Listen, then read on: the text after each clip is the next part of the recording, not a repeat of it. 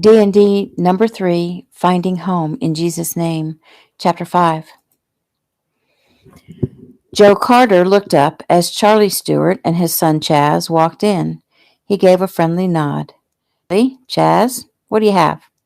Hey, Joe, Charlie said. How about a cold one? You got it. Chaz? Bud Light and, let me guess, Joe laughed. A pepperoni pizza. Chaz grinned. You know me too well. As Joe turned to pull a beer for his father, Chaz looked the man over. He figured him to be maybe 6'1", 6'2", a few inches shorter than Chaz himself. He kept his red hair cut short, but still you could tell it was bright red. Chaz tried to see the color of his eyes. They could be green, though it was hard to tell in the dim light. Still, it was fairly easy to tell that Lisa was Joe's daughter. Hey, Chaz! He turned to see Josh and Troy over at the pool tables. Grabbing the bottle Joe placed in front of him, he joined his friends. Hey, guys, where's Evan? Hot date. Chaz's eyebrows raised. Anyone I know? Yes, indeed, Josh said with a smile. That would be Andrea. She came sniffing around him, flirting and stuff. Evan asked her out on a whim and practically had a heart attack when she said yes. Chaz frowned. What was that little hellcat up to now? Her claws were sharp. During the time he'd spent with her, she'd done nothing but badmouth his friends. He hoped Evan wasn't in over his head. What you looking so worried about, Chaz? Troy asked. She'll be okay. Besides, I thought you didn't want anything to do with her. I didn't. I don't. And it's not her I'm worried about. They laughed at that. Chaz looked toward the bar where his father chatted with Joe. Does Joe know yet? Josh shook his head. I don't think so. I'm sure there's a lot of people who were hoping to be the first to tell him his daughter's in town, but he left yesterday for Athens to pick up Megan from college, and they just got back a few hours ago. Megan, Chaz thought. Lisa, Megan, Chaz thought, Lisa has a half-sister she doesn't even know about. And a stepmother, Shirley, Joe's wife. He hadn't thought about them. He hadn't thought to tell Lisa about them. Probably for the best. A body can only handle so much at one time. So, is that why you and your dad are here, to break the news? Yeah. Lisa's coming to the social Friday night, and Dad thought we should make sure it gets done now. We wouldn't want them to accidentally run into each other without a clue. Wouldn't be fair to either of them. So I guess she's coming to the social with you? Josh asked, emphasizing the word you. Chaz's eyes met his in challenge before he recognized the teasing nature of the question. I promised Maddie a long time ago that I'd get her to the church on Friday. I can't very well leave Lisa behind, can I? Oh, absolutely not, Josh laughed. We certainly can't let that happen. I'll tell you, Chaz, Troy said, that Lisa Lewis is one fine woman. Chaz's eyes narrowed. He tried not to let the words ruffle his feathers. He didn't want to make a big deal of it. He didn't want anyone to know he actually had feelings for the girl, that when he thought of her, his insides got all twisted up inside. It was crazy. He'd only known her a day and a half. But darn if she didn't get to him. If anyone knew how he felt, they would make a big deal about it and go overboard encouraging him and be all excited that she's the first woman he's shown an interest in since the accident. Hey, Chaz! He turned to a group of giggling high school girls sliding into a booth, and he smiled and waved back. Hey, Chaz, Troy mocked. Man, oh man, Chaz. You know you could have your pick of any one of those sweet young things. Chaz laughed. I think that's called pedophilia. Troy, I know you think you're still 18, but you need to remember there's another 10 years added to that. Me and you, same graduating class, buddy.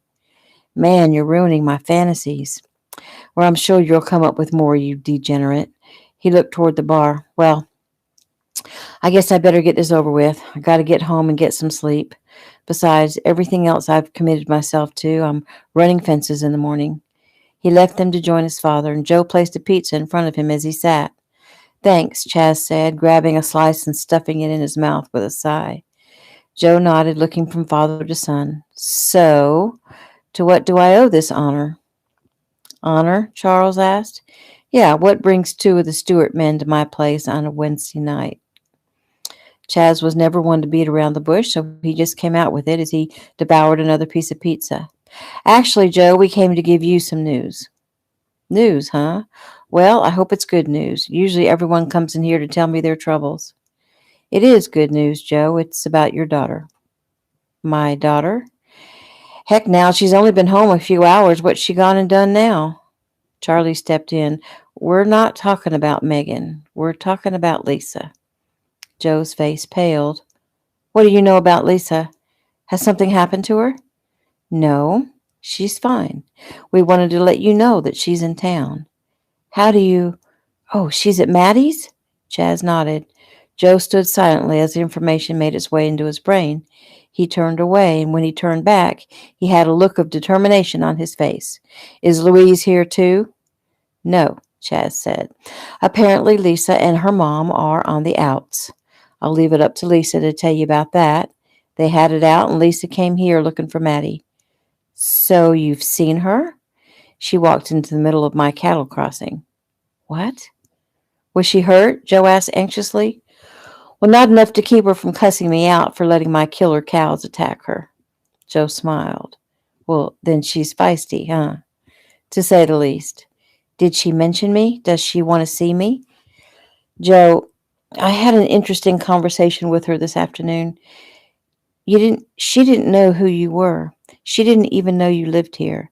She'd been told that her father was a one-night stand that Louise had run into after she'd left Pine Forest. Joe contemplated the information for a moment. He looked up sadly. So, Lisa doesn't know about me. She doesn't even know my name. She never tried to find me or to contact me because she didn't even know about me. The pain on his face was hard to miss. Nevertheless, that brought Chaz to the question he wanted answered. So why didn't you try to contact her? Joe looked up slowly, realizing he was being reprimanded by a man 15 years his junior, a man who'd been just a toddler when Louise took off. Joe's face darkened. You're walking on thin ice, son. Chaz looked him straight in the eye. I realize that, but the question had to be asked. I don't mean any disrespect. Joe turned to Charlie, who, being 10 years older than Joe, would remember the circumstances. Charlie, you know how it was when she left. It took me years to track her down. I'd get the information about where she was, and I'd arrive to find I missed her by a week, or once it was by 2 days. As Megan grew and needed me, it got harder and harder to look for Lisa. I admit, I finally gave up. I was in debt up to my eyeballs trying to track her down, but she's never been out of my thoughts. Never. Louise moved from one mark to the next, one man to the next. Pretty awful way for my little girl to grow up. Yeah, pretty bad, Chaz agreed. When she told me she didn't even know who her father was, I told her about you, Chaz said as he pushed the empty pan away and grabbed his beer. How'd she take it? Well, after the initial shock, she was pretty excited about meeting you. She's coming to the social Friday night, and she said it would be nice to see you there. Thought maybe with a bunch of people around, it wouldn't seem so uncomfortable. She wouldn't have to think of things to talk about. And then if you still wanted to know her, the two of you could get together. Joe shook his head. If I still want to know her, how could she think otherwise? Her mom did a number on her, Joe, and messed her up. So much time has been lost. Charlie nodded. Well, that's spilled milk now, isn't it? All you can do is make up for lost time. Joe nodded. Right. He grinned. Oh, man. I'm going to meet my daughter. He offered his hand. Thanks for coming in, guys. I was just thinking, though, Chaz. You seem to know an awful lot about Lisa. Chaz chuckled. Yeah, I do, don't I? New scene. On Friday morning, Lisa made her way downstairs and headed straight to the kitchen. Something smells wonderful again. Maddie clapped her hands together. Oh, I just love it when people say that. It sings to my heart. I guess that's because cooking is my heart. She went to Lisa and gave her a giant hug. Good morning. My, don't you look pretty today? Thanks, Lisa said with a smile, happily wondering if every morning would begin with a hug and a cheerful good morning. I picked it up on my big adventure to Macon Mall yesterday. The shorts were on sale, and the blouse looked so fresh and feminine and country with all the tiny rosebuds. I just couldn't resist. Maddie headed back toward her stove. Well, I'm glad you enjoyed yourself. And I also couldn't resist this, Lisa said, nervously holding her gift out toward Maddie. Maddie turned. Oh, you bought something for me? Lisa held out a bright red apron with the words head chef emblazoned on the front. It's no big deal. I saw it and thought you might like it. Why, it certainly is a big deal, and I love it. She accepted the apron lovingly and tried it on. She turned in a circle. Oh, it's just perfect.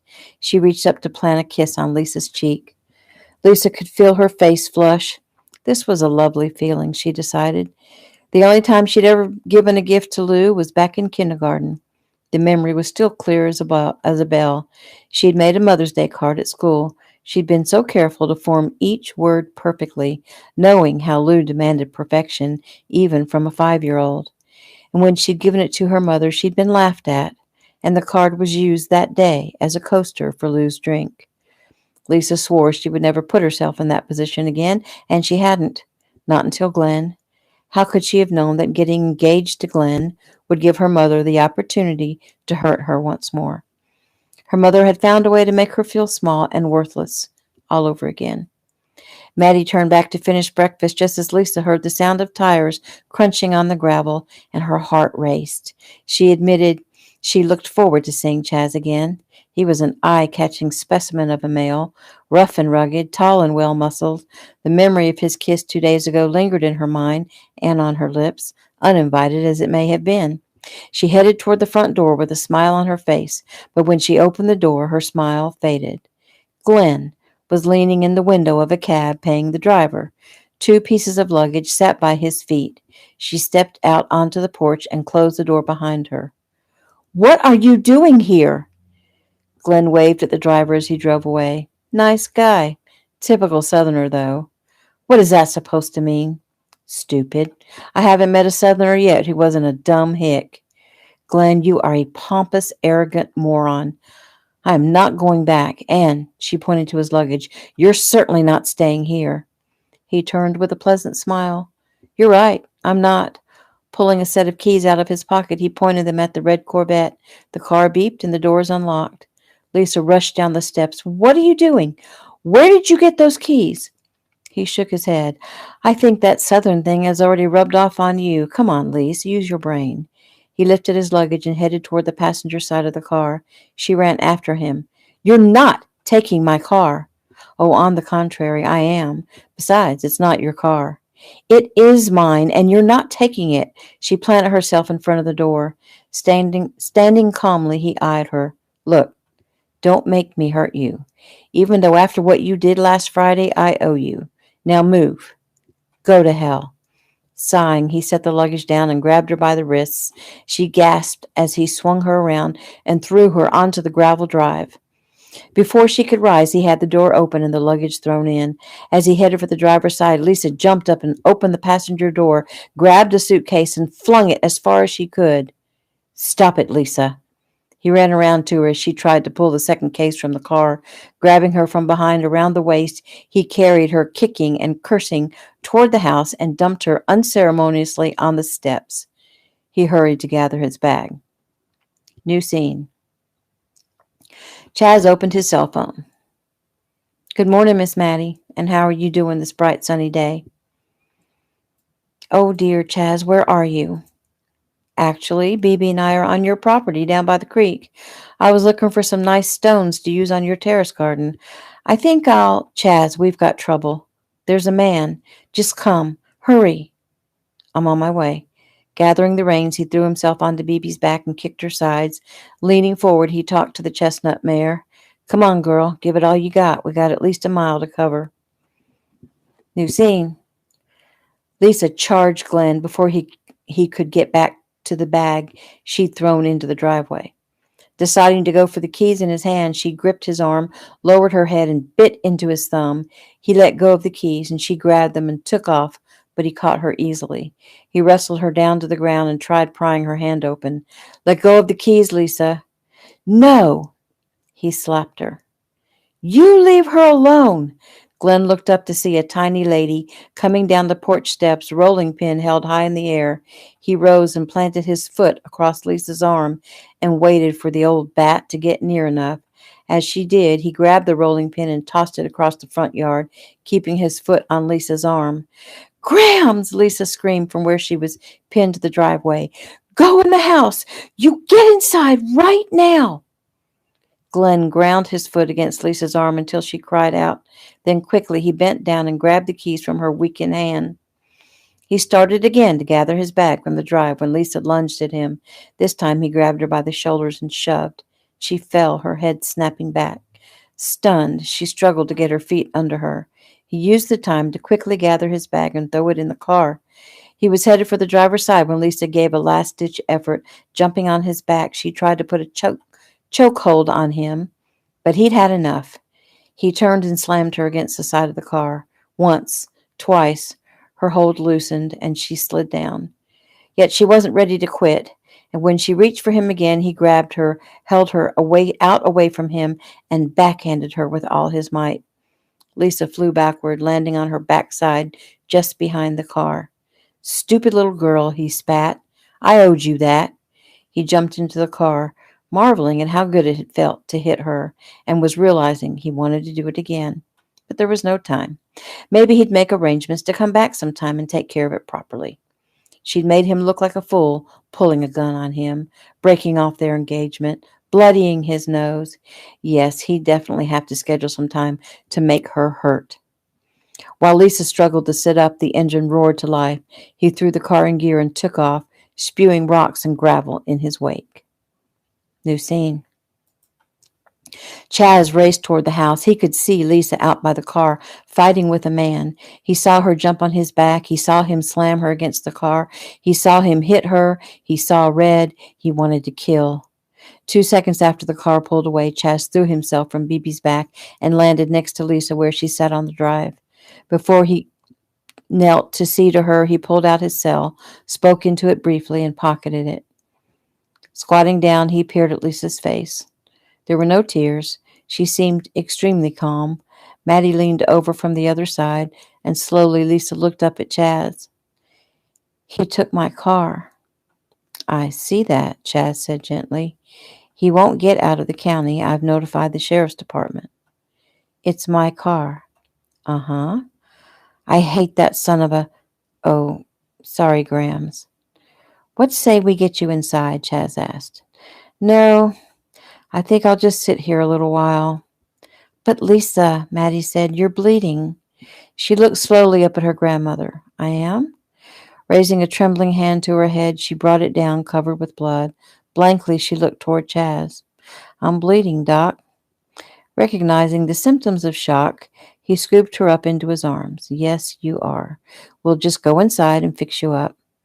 He carried her into the kitchen and placed her gently onto the kitchen work table so that her head would be closer to eye level for him. For just a second, he had a flash of another scene, another head covered in blood. His hands shook and he swallowed hard. And drawing a deep breath, he got himself under control.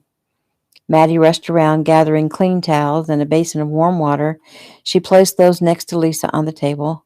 I'll go find some antiseptic, she announced. Chaz leaned over to examine her head, moving closer. Heat sprang up between them, and his eyes met hers. She was smiling. So she wasn't as bad off as he thought. He smiled back at her. Keeping his eyes on hers, he dropped his hands to rest on her knees. It took all the willpower he had to go back to examining the cuts on her head. He wet a towel and began to wipe the blood away, finding one cut on her forehead right at the hairline and two smaller ones a little closer to her temple. Maddie came rushing in. I can't seem to find any antiseptic. How is she? I found 3 cuts on her forehead, probably from the rocks that hit her when the car took off. One is pretty deep, but I think we can go with a butterfly bandage instead of stitches. I'm going to need some supplies, though. What happened to the first aid kit I gave you last October? Oh, dear, what did I do with that? She paced a few steps. Oh, I think it's in my closet upstairs. I'll be right back. Chaz rinsed out the towel and began wiping dirt and blood from Lisa's cheek. He worked slowly and gently. His eyes roamed over her Her face was tilted up toward him. Her eyes were closed as if in a trance. Her breasts were short but steady. Her lips were parted. He couldn't resist. He bent and touched his lips gently to hers. Her eyes opened, and she didn't move, but watched him as he straightened and then bent again, this time lightly kissing her bottom lip. She licked her lips, and he took that as an invitation. Slowly, gently, his mouth closed over hers. He pulled away and realized he'd ended it much too soon, and so he went back in, slow and easy, taking, tasting, savoring, immersing himself in her flavor. He felt as if he'd been punched in the gut. When her hands reached up around his neck, his heart pounded in his chest. "Oh, Red," he mumbled as his mouth left hers. "I finally found it," Maddie announced as she came breathlessly back into the kitchen. They sprang apart. "I thought I'd put it in my closet, but it was in the bathroom closet. Of course, that makes more sense, doesn't it?" Chaz cleared his throat. "It sure does. Let's see what you've got." He glanced back at Lisa. Her face was pink with embarrassment, her lips pouty and moist, her eyes glassy. He hoped that wasn't from shock. It took only a few minutes for Chaz to disinfect and bandage the cuts on Lisa's head. It would take much longer for his heart to slow to a normal rate. It appeared Lisa was having the same difficulty. "Well, breakfast was ruined," Maddie lamented. "I suppose we'll just have to make do." "Well, I'm sure we can scrounge something up," Lisa said. "You sit and rest." "Oh, no, not again," Lisa complained. They began to argue the point when Chaz's cell phone rang.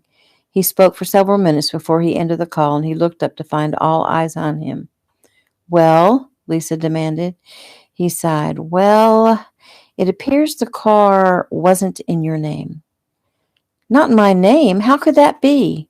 "She never had it put in your name. It had apparently been purchased to be driven by the vice president of Golden Hotels." He raised his eyebrows. "I'm guessing that was you?" "Was" being the operative word. "Golden Hotels. That's pretty impressive." "Whatever. So what you're saying is the car was never really mine?" "I'm afraid not." "But how did he find me?" "Oh, dear, I think that may have been my fault. You see, Louise called yesterday morning. She acted like she knew you were here, and I told her to leave you alone and to let you be happy for once." Lisa sighed and smiled at her. "It's okay, Grams, really. If it wasn't my car, then it wasn't my car. I think I was so pleased to have it because there was some kind of satisfaction that I had something from her, something she couldn't take away. But she did, didn't she? And she always will." She sighed in resignation. "I don't really want anything from her anyway." Chaz gripped Lisa around the waist and lowered her to the floor. "Any dizziness?" "No, I think I'm okay." She looked over at Maddie. "What about you, Grams? Are you okay?" Chaz whirled and took Maddie by her shoulders. "He hurt you?" "Oh, no, that person didn't lay a hand on me, but he threw my rolling pin." She moved toward the door. "I'm going to have to go look for it." "I'll help you," Chaz said. "Me too," Lisa added, chuckling.